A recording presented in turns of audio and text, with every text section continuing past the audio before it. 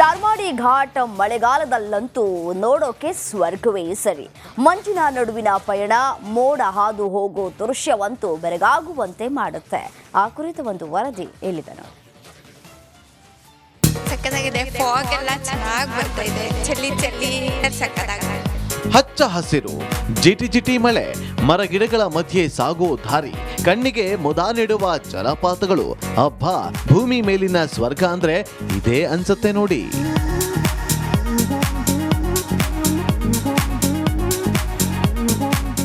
ಮಳೆಗಾಲದಲ್ಲಿ ಕಾಫಿ ನಾಡು ಚಿಕ್ಕಮಗಳೂರನ್ನ ನೋಡೋದೇ ಚಂದ.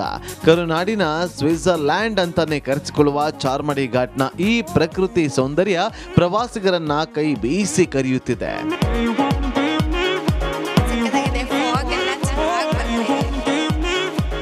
ಅಂಕುಡೊಂಕಿನ ಹಾದಿಯಲ್ಲಿ ರಸ್ತೆಯುದ್ದಕ್ಕೂ ಸಿಗುವ ಮಂಜಿನ ಹನಿಗಳು, ಅಲ್ಲಲ್ಲಿ ಕಾಣಿಸುವ ಜಲಪಾತಗಳನ್ನ ಕಂಡು ಪ್ರವಾಸಿಗರು ಫಿದಾ ಆಗಿದ್ದಾರೆ.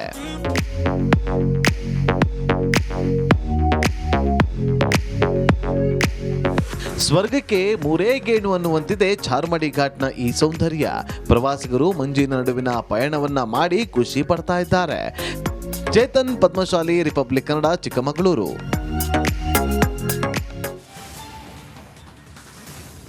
ಹಗಲಾಗಲಿ ಅಥವಾ ರಾತ್ರಿ ಆಗಲಿ ಆ ರಸ್ತೆಯಲ್ಲಿ ಜನ ಓಡಾಡೋದಕ್ಕೂ ಹೆದರ್ತಾರೆ. ಒಂದ್ ವೇಳೆ ಧೈರ್ಯ ಮಾಡಿ ಬೀದಿಗೆ ಬಂದ್ರೆ ಏನಾಗುತ್ತೋ ಅನ್ನೋ ಆತಂಕ ಅವರನ್ನ ಕಾಡ್ತಾ ಇದೆ.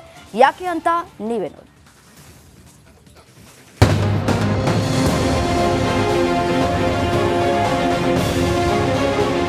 ಗ್ಯಾಂಗ್ ಕಟ್ಟಿಕೊಂಡು ರಸ್ತೆಗಳಲ್ಲಿ ಓಡಾಡುತ್ತಿರುವ ಬೀದಿ ನಾಯಿಗಳು, ರಸ್ತೆಗಿಳಿದ್ರೆ ಎಲ್ಲಿ ಕಚ್ಚುತ್ತೆ ಅಂತ ಹೆದರಿರುವ ಜನ, ಮತ್ತೊಂದೆಡೆ ನಾಯಿಯಿಂದ ಕಡಿತಕ್ಕೊಳಗಾಗಿ ಗಾಯಗೊಂಡ ಮಕ್ಕಳು. ಕೋಲಾರ ನಗರದಲ್ಲಿ ಈ ದೃಶ್ಯ ಸಾಮಾನ್ಯವಾಗಿ ಬಿಟ್ಟಿದೆ.